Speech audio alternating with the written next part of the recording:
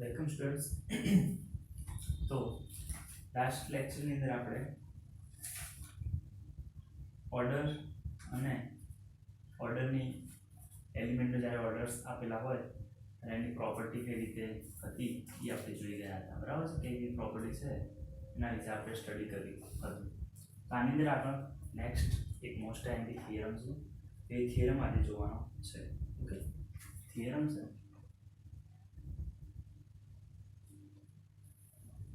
let G be a group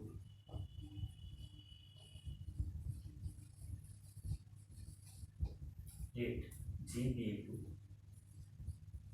A belongs to G and order of A is equal to n. Then if n is equal to identity if and only if n divides m. આ વસ્તુ આપણે સાબિત કરવાનું છે. Okay, એ આગળ if and only if આપેલું છે, મતલબ કે બે વસ્તુ સાબિત કરવાનું છે કે a ની m is equal two identity થતું હોય તો n m ને ડિવાઈડ કરશે, અને જ્યારે n m ને ડિવાઈડ કરતો હશે તો a ની m is equal two identity આપણે લખી શકીએ. આ વસ્તુ આપણે સાબિત કરવાની છે. Order of a is equal two આપણને n આપેલું છે. તો જુઓ,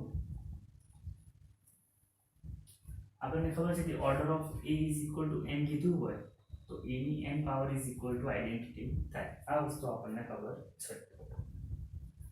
અને કોઈ પણ બે ઇન્ટીજર n અને m આપેલા હોય, બરાબર છે. સપોઝ કે આપણે m ને n વડે ડિવાઈડ કરીએ છીએ તો અહીંયા આગળ q, પછી આને કહેવાય છે શેષ. બરાબર, આ રિમાઇન્ડર છે. આ વસ્તુ ખાસ ધ્યાન રાખવાની છે કે જો r ઇઝ ઇક્વલ ટુ 0 હોય, મતલબ કે જો રિમાઇન્ડર 0 હોય તો જ આપણે કહી શકીએ કે n m ને ડિવાઈડ કરે છે. ઓકે, રિમાઇન્ડર જો 0 ના થતી હોય તો આપણે આવું લખી શકીએ નહીં. અને જો રિમાઇન્ડર 0 થતી હોય તો આ ઇક્વેશન ઉપરથી અથવા આ રિલેશન ઉપરથી આપણે એવું કહી શકીએ કે n is equal two n into q જેટલું થશે. તો જ્યારે પણ n m ને ડિવાઈડ કરતો હોય ત્યારે m is equal two n into q for some q belongs to z માટે થાય. અહીંયા બીજી વસ્તુ કે આ જે રિમાઇન્ડર હોય છે એ રિમાઇન્ડરની કિંમત 0 થી લઈને n વચ્ચેની હોય છે.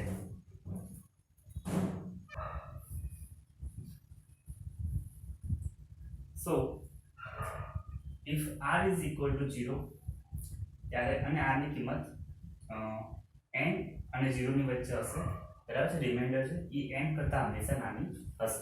આ બધી પ્રોપર્ટીનો યુઝ કરીને આ વસ્તુ આપણે સાબિત કરવાનું છે.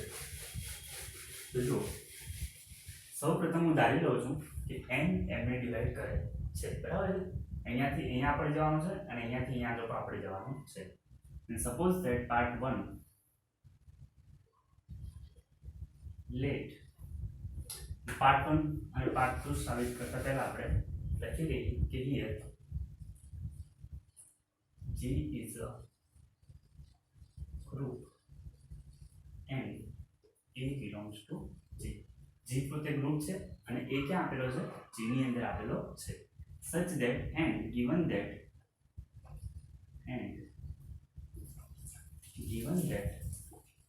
order of A is equal to n. A નો ઓર્ડર કેટલો આપેલો છે? n આપેલો છે. માટે A ની n is equal to identity થશે. બરાબર, A ની n પાવર કેટલી થશે? આઇડેન્ટિટી થશે. અને ઇક્વેશન નંબર 1 આપવો તો આપી શકીએ. તો G ગ્રુપ છે, A belongs to G છે, order of A is equal to n છે, તો A ની n પાવર શું થશે? આઇડેન્ટિટી થશે. હવે જોઈએ છે પાર્ટ 1 ની અંદર. પાર્ટ 1 માં ધારી લઈએ છીએ કે લેટ n divides m, અને આઈધર લખી શકાય કે n divides, બરાબર છે. પાર્ટ 1 માં આપણે ધારી લઈએ છીએ કે n શું કરે છે? m ને ડિવાઈડ કરે છે. n divides m. so m is equal to લખી શકાય n into q for some q belongs to z. okay, for some q belongs to z. n m ને ડિવાઈડ કરે છે માટે n = n * q આપણે લખી શકીએ કે q કોઈ પણ ઇન્ટીજર હશે. નાઉ આપણે સાબિત કર્યું છે આના ઉપરથી આમાં આવવાનું છે મતલબ કે a ની m પાવર = આઇડેન્ટિટી થાય છે એવું આપણે સાબિત કરવું છે. નાઉ a ની m = આપણે લખી શકીએ a ની n * q. શા માટે? કારણ કે n = n * q આપણે સાબિત કર્યા છે. લખી શકાય a ની n પાવર અને n ની q પાવર. ઓકે, a ની n power * q power. a ની n પાવર આપણી પાસે થાય છે આઇડેન્ટિટી ફ્રોમ ઇક્વેશન નંબર 1. તો અહીંયા આગળ હું a ની n ની જગ્યાએ આઇડેન્ટિટીની q પાવર લખી શકું છું. હવે આઇડેન્ટિટીની ગમે તેટલી પાવર કરવામાં આવે, આઇડેન્ટિટી * આઇડેન્ટિટી, ફરીથી આપણને આઇડેન્ટિટી મળશે. એને ફરીથી જો આપણે આઇડેન્ટિટી સાથે મલ્ટીપ્લાય કરીશું તો ફરીથી આપણને આઇડેન્ટિટી મળશે. તો આની ગમે તેટલી પાવર હું કરું તો મને લાસ્ટમાં આન્સરમાં શું મળશે? આઇડેન્ટિટી મળશે. તો હું કહી શકું કે માટે a ની m = આઇડેન્ટિટી થશે. ઓકે, તો આપણે સાબિત કરી લીધું ઓર્ડર ઓફ a = n હોય અને જો n m ને ડિવાઈડ કરતો હોય તો a ની n = શું થશે? આઇડેન્ટિટી થશે. તો આ થઈ ગયો એનો પાર્ટ 1. ઓકે, પાર્ટ 2 માં આપણે જોઈએ છીએ હવે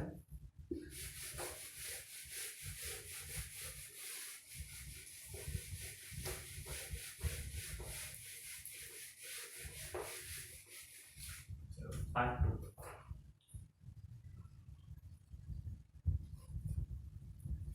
પાર્ટ 2 ની અંદર આપણે તારી લઈએ છીએ let order of a = n. જો કે આ વસ્તુ દાખલાની જરૂર છે નહીં, ઓલરેડી આપેલું છે. n a ની m = આઇડેન્ટિટી. a ની m = શું આપેલું છે? આઇડેન્ટિટી આપેલું છે. તો અહીંયા આગળ આપણે સાબિત કરવાનું છે કે n m ને ડિવાઈડ કરે છે. આપણે સાબિત કરવાનું છે કે પેલી રિમાઇન્ડર r હતી એ r ની વેલ્યુ આપણને કેટલી મળે છે? 0 મળે છે. જો r ની વેલ્યુ 0 આપણે સાબિત કરી લઈએ તો આપણે સાબિત કરી શકીએ કે n m ને ડિવાઈડ કરે છે. Okay, so now here n and m are two integers. બરાબર, n અને m પોતે કેવા છે? બે ઇન્ટીજર છે. તો by division algorithm division algorithm મતલબ કે આપણે જે આ ભાગાકાર કરીએ છીએ એમાં જે q અને r આવે છે આને એક ઇક્વેશન સ્વરૂપે લખી શકાય છે. ઇક્વેશન કંઈક આ રીતે છે કે m = n * q + r.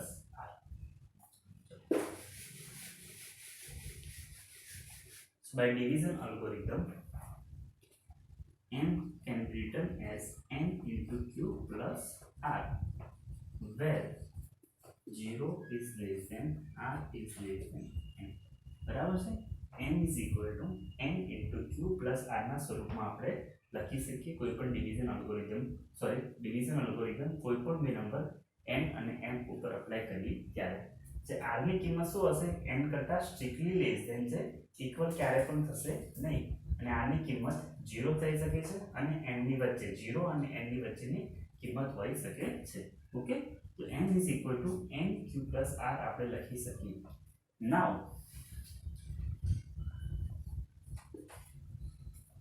m = nq + r. Now a ની m = આપણે શું ધારેલું છે? આઇડેન્ટિટી ધારેલા છે કે a ની m આપણને શું મળે છે? આઇડેન્ટિટીના બરાબર મળે છે. તો નાઉ a ની m = આઇડેન્ટિટી આપેલું છે.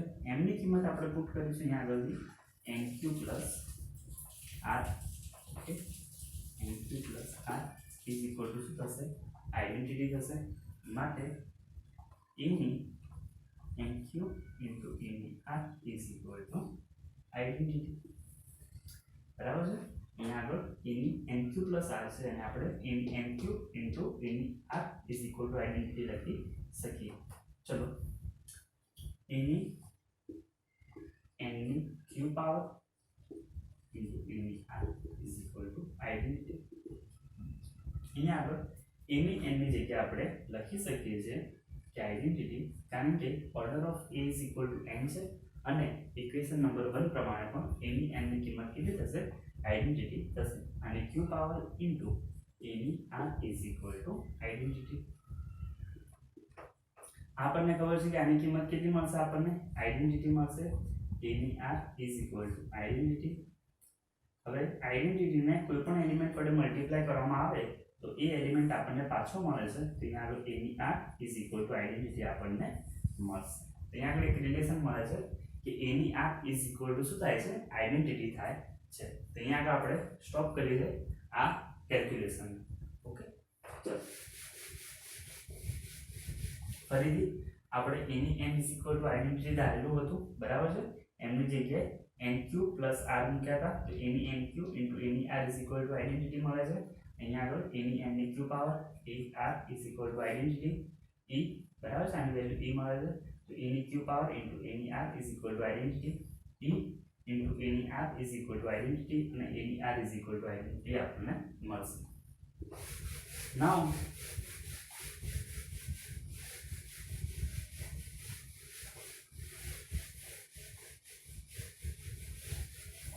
એક રિઝલ્ટ છે આપણી પાસે કે જો ઓર્ડર ઓફ a n થતો હોય અને a ની કોઈ પણ પાવર સપોઝ કે k પાવર આઈડેન્ટિટી થતી હોય તો k હંમેશા n કરતા કેવો હશે મોટો હશે આ રિઝલ્ટ આપણે જોઈ ગયા છીએ ઓકે આ રિઝલ્ટ આપણે જોઈ ગયા છે કે a ની ઓર્ડર ઓફ a n થતું હોય અને a ની k આઈડેન્ટિટી થતું હોય તો n હંમેશા k કરતા કેવા રહેશે નાના રહેશે અહીંયા આગળ આપણે સાબિત કરી દીધું છે કે એની r is equal to identity થાય છે સો here any r is equal to identity and order of a is equal two n બરાબર છે માટે આપણે એવું લખી શકીએ કે n is less than or equal to r થશે ઓકે n શું થશે less than or equal to r પણ આપણે આગળ ડિવિઝન અલ્ગોરિધમમાં લખ્યું હતું કે 0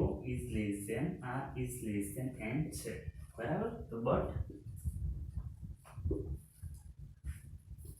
r is less than n okay આ તો આપણને આપેલું જ છે ડિવિઝન અલ્ગોરિધમમાં જ્યારે સ્ટેટમેન્ટ લખ્યું હતું ત્યારે r ની કિંમત n કરતા નાની છે આ પ્રમાણે આપણે જ્યારે કરીએ છીએ ત્યારે આપણને r ની કિંમત કેવી મળે છે n કરતા મોટી મળે છે તો આ બંને વસ્તુ તો પોસિબલ છે નહીં તો આ જે આપણે ધાર્યું હતું એ વસ્તુ ખોટું થયું તો આપણે શું કહી શકીએ માટે અવર એઝમ્પશન ઇઝ રોંગ અને આ કેસની અંદર માટે r ઇઝ ઇક્વલ ટુ 0 થશે બરાબર છે r ઇઝ ઇક્વલ ટુ શું થશે 0 એક જ કેસ બાકી રહ્યો r ની કિંમત 0 થઈ શકે બીજી કોઈ પણ કિંમત થઈ શકે નહીં r ની કિંમત n કરતાં મોટી હોઈ શકે નહીં અને નાની પણ હોઈ શકે નહીં કારણ કે જો નાની હશે તો પછી અહીંયા આગળ મિસ્ટેક થશે ઓકે એક જ પોસિબલ છે કે r ની કિંમત 0 થશે તો here r is equal two 0 તો માટે n is equal two nq plus 0 મતલબ કે m ઇઝ ઇક્વલ ટુ શું થાય છે n ઇન્ટુ q થાય છે તો m is equal two n into q થાય છે તો આપણે એવું કહી શકીએ કે n divides m બરાબર n શું કરે છે m ને ડિવાઈડ કરે છે મતલબ કે n divides આ વસ્તુ સાચું છે ઓકે a ની r is equal to identity આપણે સાબિત કર્યું order of a is equal two n આપેલું હતું આ જે રિલેશન છે એના પ્રમાણે r ની કિંમત હંમેશા n કરતાં મોટી રહેવી જોઈએ પણ r ની કિંમત n કરતાં નાની આપેલી જ છે આપણને આ વસ્તુ બદલાઈ શકે નહીં તો મતલબ કે આ વસ્તુ ખોટું છે આ વસ્તુ ખોટું છે મતલબ કે r ની કિંમત એક જ પોસિબલ છે 0 તો r ની કિંમત 0 હોય તો m is equal two nq plus r ની અંદર r is equal two 0 put કરીએ તો m is equal two nq આપણને મળશે ઓકે ચલો ઓકે માટે n ડિવાઇડ્સ m લખી શકાય અને સિમ્બોલમાં લખવું હોય તો આ રીતે આપણે લખી શકીએ તો માટે થિયરમ અહીંયા આગળ પ્રૂવ થાય છે તો લખીશું hence the theorem is proved okay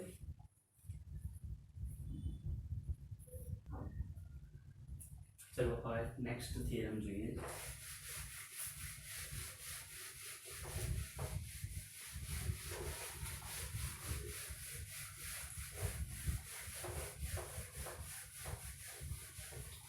next theorem, જ્યારે ગ્રુપનો ઓર્ડર ઇવન આપેલો હોય ત્યારે આની અંદર એક એલિમેન્ટ પોતાનો સેલ્ફ ઇન્વર્સ હશે એવું સાબિત કરવાનું છે.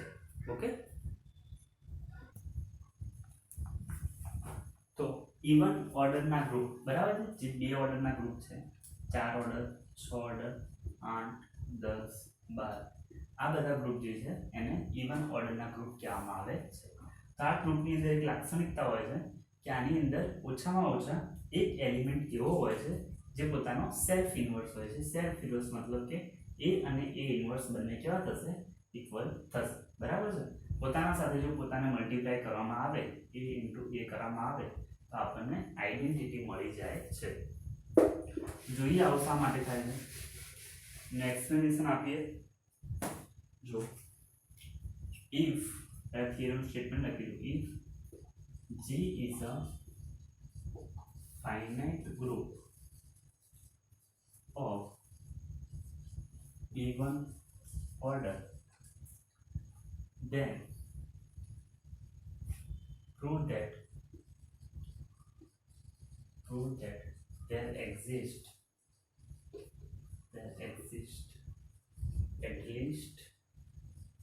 at least one non-identity element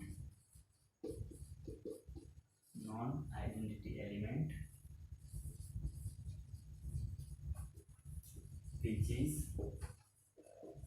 self inverse. શા માટે નોન આઇડેન્ટિટી લખેલું છે? કારણ કે આઇડેન્ટિટી તો પોતાનો ઇન્વર્સ હોય છે, એ હંમેશા હોય છે. બરાબર છે. ઇવન ઓર્ડરના ગ્રુપની અંદર એક વધારે એલિમેન્ટ એવો હોય છે જે પોતાનો સેલ્ફ ઇન્વર્સ થશે. બરાબર. ધારી લઈએ કે ગ્રુપનો ઓર્ડર 2 છે, આની અંદર બે એલિમેન્ટ હશે, એક તો આઇડેન્ટિટી હશે અને એક બીજો કોઈ પણ એલિમેન્ટ આપેલો હશે. બરાબર છે. તો એ તો પોતાનો ઇન્વર્સ થઈ ગયો. હવે આ એકલો પોતે વધે છે. હવે ગ્રુપ છે તો ગ્રુપની અંદર કોઈ એક એલિમેન્ટ એવો હોવો જોઈએ જે એનો ઇન્વર્સ થતો હોવો જોઈએ. બરાબર. જો એક ગ્રુપની અંદર આપેલો હોય તો આનો ઇન્વર્સ એલિમેન્ટ પણ મળવો જોઈએ. હવે એ તો આનો ઇન્વર્સ થશે નહીં કારણ કે એ પોતે કેવો છે? પોતાનો ઇન્વર્સ છે. ઓકે, તો હવે એનો ઇન્વર્સ થવા માટે બીજો કોઈ એલિમેન્ટ આ સેટમાં છે નહીં, મતલબ કે આ જ પોતાનો ઇન્વર્સ છે. ઓકે, આ જ પોતાનો કેવો છે? ઇન્વર્સ છે. સપોઝ કે ગ્રુપનો ઓર્ડર 4 છે. ઓકે, તો એ તો પોતાનો ઇન્વર્સ બની જશે. બતાવી લઈએ કે a નો ઇન્વર્સ b છે અને b નો ઇન્વર્સ a છે. ઓકે, તો c પોતે કેવો થઈ જશે? એકલો રહી જશે. ઓકે, હવે c નો કોક તો ઇન્વર્સ હોવો જોઈએ, તો c નો ઇન્વર્સ પોતે બની જશે c ઇન્વર્સ. અહીંયા આગળ આપણને મળશે. તો જો બે ઓર્ડરની અંદર પણ એક એલિમેન્ટ એવો મળ્યો જે પોતાનો ઇન્વર્સ થતો હતો, પછી 4 ઓર્ડરની અંદર પણ એવો એલિમેન્ટ મળ્યો જે પોતાનો ઇન્વર્સ થતો હતો. આ ઓછામાં ઓછો એક એલિમેન્ટ આવો મળશે. બરાબર છે. એના કરતાં વધારે પણ હોઈ શકે, જેમ કે અહીંયા આગળ a પોતાનો ઇન્વર્સ બની શકે છે, b પણ પોતાનો ઇન્વર્સ બની શકે છે. એમની પાસે ઓપ્શન છે, પણ આપણે આ ઓપ્શનને નીકાળી દઈએ તો પણ એક એલિમેન્ટ આપણને કેવો મળે છે? જે પોતાનો ઇન્વર્સ થાય છે. તો આને આપણે થિયરમની લેંગ્વેજમાં લખીએ તો જો let G be a group and order of G is equal to 2n. બરાબર છે. ઇવન ઓર્ડરનો ગ્રુપ છે માટે આપણે order of G is equal to શું લખેલા છે? order of G is equal to 2n. આની અંદર 2n જેટલા એલિમેન્ટ હશે તો let G is equal to E A A1 A2 A3 આ બધા એલિમેન્ટ્સ આની અંદર આવેલા છે. લાસ્ટ એલિમેન્ટ કયો હશે? 2n - 1. ઓકે, આટલા એલિમેન્ટ 2n - 1 a1 થી ચાલુ થાય છે. Sorry, a1 a2 a3 a4 અને a2n - 1 અને આનો એક એલિમેન્ટ વધારે તો આ 2n - 1 એલિમેન્ટ છે પ્લસ 1 એટલે 2n એલિમેન્ટ થઈ જશે. હવે આપણે આગળ એક સેટ બનાવવાનો છે. consider a set H is equal to A inverse where A belongs to G.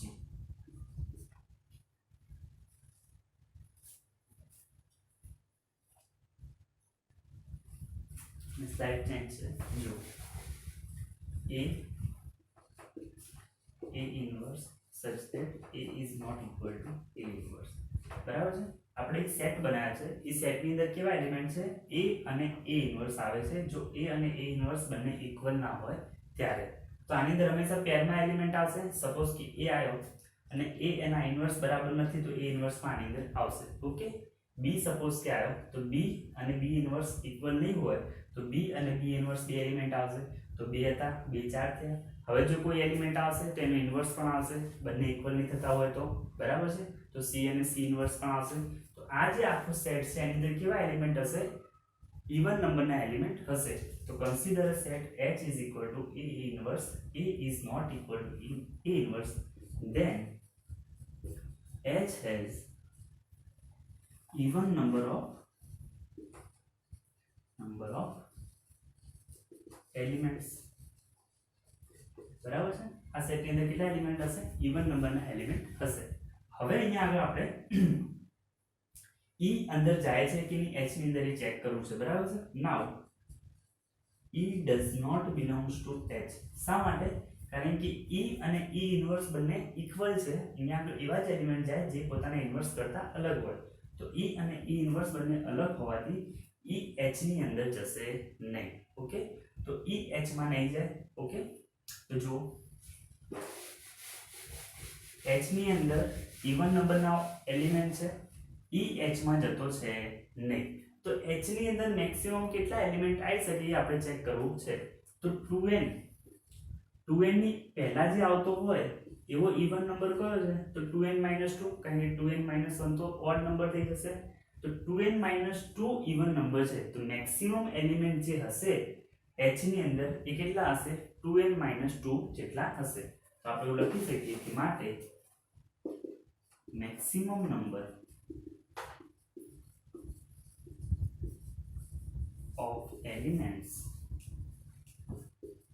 belongs to h is 2 બરાબર h માં બિલોંગ કરતા હોય સોરી is 2n - 2 તો મતલબ કે બે એલિમેન્ટ એવા છે જે h ની અંદર નથી માટે there exist two element કે જે h માં નથી એક તો e અને હવે એક એલિમેન્ટ આવશે જે પોતે આપણે કહીએ છીએ એને a તો માટે there exist two elements which does not belongs to